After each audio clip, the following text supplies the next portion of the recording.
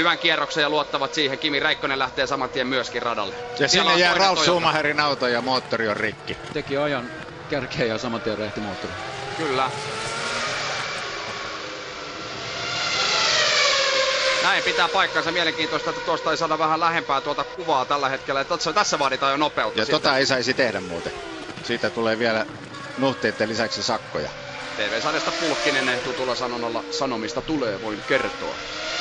Sinne poistuu Ralf Schumacher, kuitenkin varikko pilttuuseen. Moottori näyttäisi olevan aika lailla entistä kamaa. Tässä nähdään tuo moottorin hajoaminen sitten uudestaan. Siinä ei ennen Mika kahta sanaa, mistä on kyse.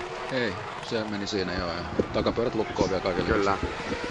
Moottori vaihtoon Ralf Schumacherille myöskin sitten hänen aika-ajonsa ja päivänsä tähän. Tämä lauantain osalta päättyy tähän ja huominen kilpailu mutkistui entisestään. Eipä ole kovin hääppöisesti alkanut Toyotan kausi, jos ajatellaan tuota tilannetta Bahrainissa ja tietysti... Ei näytä suuremmin surettava. No ei se tässä kohtaa tietysti auta.